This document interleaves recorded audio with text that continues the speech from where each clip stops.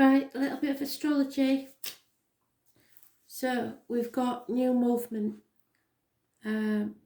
Mars in Pisces sextiles Uranus in Taurus. It can cause massive conflicts and tension. Something is about to blur, especially if it's been bubbling below the surface. Could be about sex, could be about things being too comfortable. People will be imaginative and easily sidetracked. There's an immovable force, some sort of blockage in the way that's going to frustrate us. It will make us more inventive and practical about the way we solve things. We'll be more assertive, but not without fluidity. It's about self-sacrifice, and Mars in Pisces is the secrets, karmic situations and hidden enemies. So let's see, clear the energy.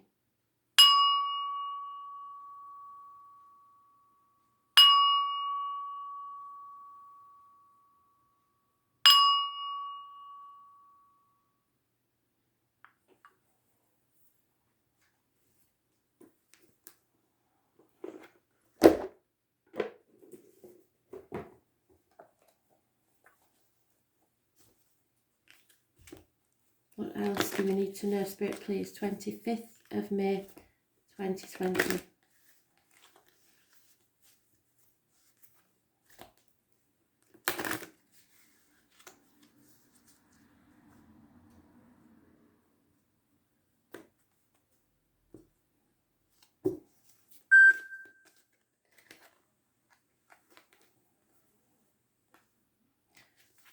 It's the first house, it's about the body. And it's the 25, so it's relevant to today. So let's see what they're trying to tell us, shall we? You are not a perishable body, but the eternal self. It's time to move ahead with confidence. You are rising. The first house in astrology begins with the ascendant. So look to your rising sign. This is the time that you was born.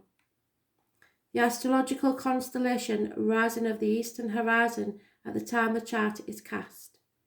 In the natal chart, the ascendant represents the moment you were born. Like the sun and moon, the first house is one of the most important parts of your horoscope. The first house represents your physical appearance, how your body works, and where your strengths and weaknesses lie. It is beginnings to everything. The first house is also the mask that everyone else first sees. Although the first house is the house of self, it is also the persona you project. It's how you relate to the world. If the first house presents itself in a reading, it means you will soon be feeling your own strength. Although it may feel natural just to take over and assert your power, you may need to pull back. Try not to control or dominate certain situations, as this could backfire. More positively, people may feel comfortable now with you as their leader and they won't mind following your lead. But as we know with the astrology today, comfortable situations may end up causing conflict. It's important that you don't abandon your goals now out of boredom. You will start things with great gusto, but you must follow up. You need to finish what you started. The first house shows your image, so how you come across to others is of utmost importance. It bears greatly on your success. Perhaps you may opt for a new look, and indeed, this can have a bearing on how successful you will be. Since this house opposes the 7th house of partnerships, a good omen regarding relationships of all kinds. It can mean relationships are about to mature or become more serious. Marriage may be on the cards, or it may mean that you are transitioning into a better place concerning other people in general. As the first house is also about physical body, it's important for you to pay attention to your health and the signals your body is sending you. Your body is your ultimate container, the first place your soul passes into. First house can also speak of beginnings, of starting anew. It implies a time of honour and honouring your gifts, of being distinct. It also suggests a position of leadership.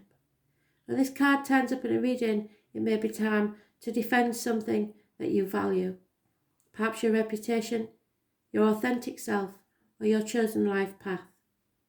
You may be challenged where you must stand by your convictions.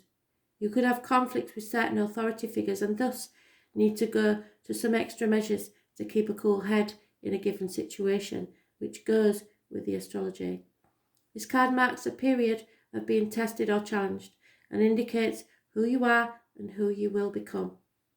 Whatever is implied in the surrounding cards, which we haven't got any, in all, the first thing to consider in this card is how healthy you are and your stamina, and your role as a leader or just as a person who is about to start something significant in their life.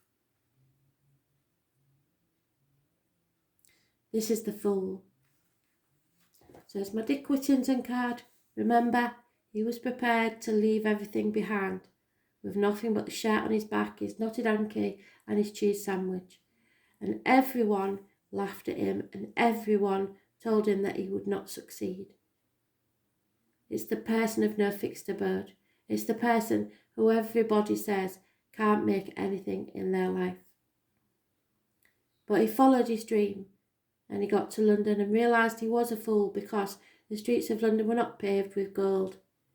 But he persevered and he followed his dream anyway and became the Lord Mayor of London. So follow your dream, take the risk, feel the fear and do it anyway. Thanks for listening.